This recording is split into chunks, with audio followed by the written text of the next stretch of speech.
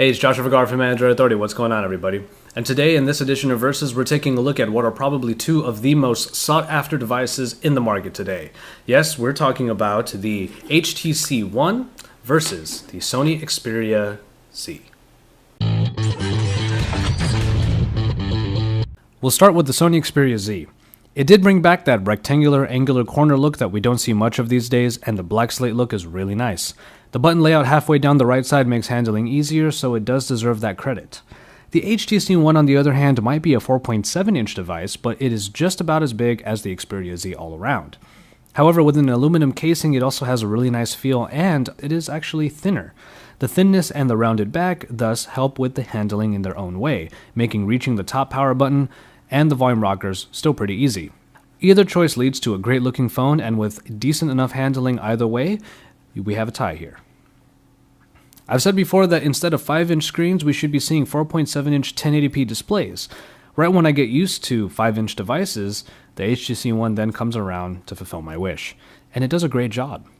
It definitely has better viewing angles than the Xperia Z's 5-inch Performer and is even sharper with 469 ppi over the Z's 441. Yes, the Xperia Z is still a great 5-inch screen, but when you compare its viewing angles to better ones out there, like the HTC One, you kind of wish that the Xperia Z was capable of that too.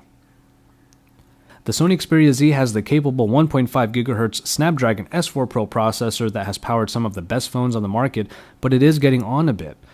Enter the 1.7 GHz powerhouse of the Snapdragon 600 found in the HTC One, which is going to be the next evolution.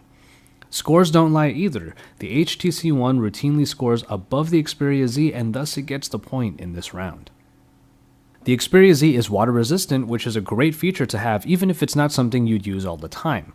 But it also has a micro SD expansion slot that is useful for getting more memory out of the 16GB capacity. But here's where the Xperia Z kind of loses it. The speaker found in the corner is very tiny, tinny, and is a low performer. Enter boom sound. HTC's replacement for the 1/3 inch space saved by using a 4.7-inch screen on the One. They sound incredible and are leaps and bounds better than the one on the Xperia Z.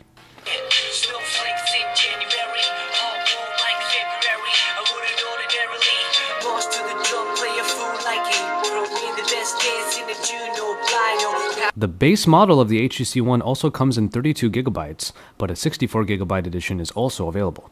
So with some great specific advantages on either device, both get a point for their capabilities.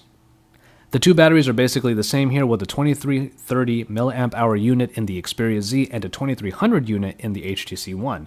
With such close competitors, I personally found that the battery life was about the same with either device getting through a full days of work.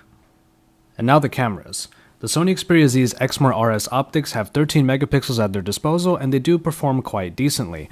A slightly darker tone is found on each picture, and the Superior Auto does a pretty good job of picking one of the many scene modes for just what you need in your shot. Now, you would think that the 4 megapixel count on the HTC One would put it at a loss, but we're talking about ultra pixels here that are supposed to go above and beyond for your pictures. And to be honest, they actually do. Low light performance is the big development here, as the ultra pixels really do well to capture enough light for a decent photo.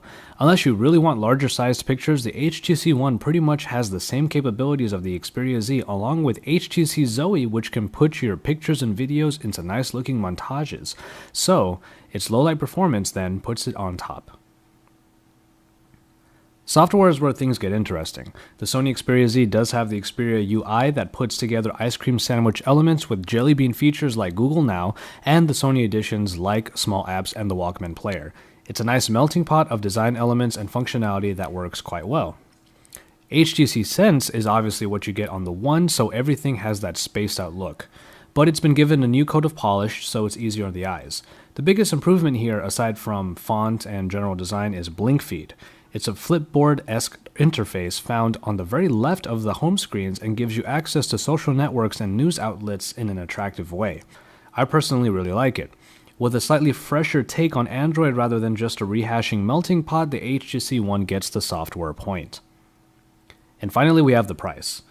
When on contract, both of these devices should come in at around the same price for a 2-year contract. But the HTC One can come in at around $549 unlocked, which is cheaper than the usually over $700 price unlocked of the Sony Xperia Z.